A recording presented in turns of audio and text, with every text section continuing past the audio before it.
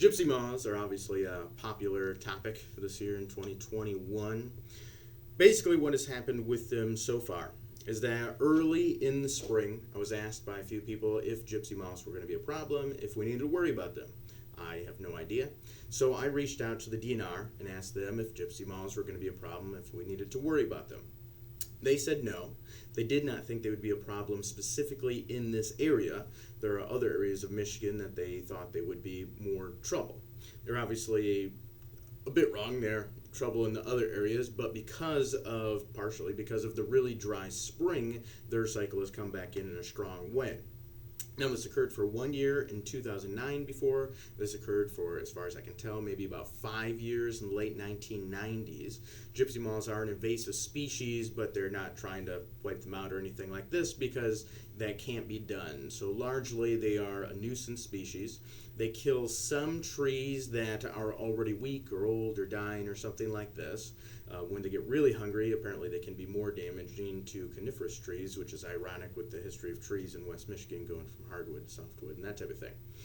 Nevertheless, what can be done is a treatment called BT, and it's a type of bacteria that's sprayed. It disturbs the digestive systems, and it's a mix. I know people know that we put out a survey on the website. We ended up getting 34 responses, and that is largely what this is like. I don't know exactly how many houses there are in Dalton Township, but there's approaching 10,000 people, and so we had 34 people fill out the big thing, the big Gypsy Moth survey. And from that, it's all over the place. There are some people that really want treatment. There are some people that really don't want treatment. There are some people that have seen horrible trouble on their property, and then there are most people that haven't seen too much, and there are some people, a decent number of people, that have seen none. So it's a real mix. A few people would be willing to pay for something, but most people aren't willing to actually pay for anything. Now, there was a local millage enacted from the late 1990s, and Dalton Township still has a few $1,000s from that. Now, that covers almost no space. I mean, it would be reasonable to try to use that on the properties that people want it used on, so it's kind of a spot thing. And people can treat their own properties. You can buy BT and do it yourself. There's very specific timing because you have to get it so that the worms eat the BT, and they have to, that's how it kills them, and it has to be at a specific time. If the worms are too small or they're too big, then it won't work. And with spraying as well, if the rain's at the wrong time, it doesn't quite work. If the leaves are not big enough or too big, it really doesn't work very good. So it's a very specific thing. Usually there's about a 1 week in the spring where it actually works to try to treat these things. Nevertheless, we won't have enough money to do too much, and the money adds up to huge amounts. It's been being discussed throughout the county. Rob at the county is helping coordinate it. I know he really didn't want this to come back around again because they go through a cycle, and we don't know how bad they'll be. We can limit some of the nuisance for a time, but largely it appears that we can't even limit the cycle. They have to go through it. But people can treat on their own if they want in their own properties. And it's hard to tell if it's going to be a continuing problem. Everyone's guessing at that. Since we started getting more rain, apparently it can cause certain things to happen, and that's what you need is something natural to happen in the gypsy moth community. A virus to go through and wipe them out, bacteria to go through and wipe them out, fungus to go through and wipe them out, something like this. They do have predators, but obviously the population, once it gets too big, is overwhelmed, so the predators can't keep up because mice eat them and stuff like this. So it'll be interesting if we get a mouse infestation after the gypsy moth infestation, because then it's kind of seeming like plagues at that point, but I think that is definitely possible. There is not money coming from the county for this, or from the state, or from the federal government. I talked to a state senator about it, and there's been no word on doing something like that. And it would cost, even a decent portion of the township looks like it would cost hundreds of thousands of dollars, something like that, which if we were going to have money like that, it'd be nice to maybe put that into roads or broadband or something to that effect. That would have more of a lasting impact rather than reducing a nuisance for a short time.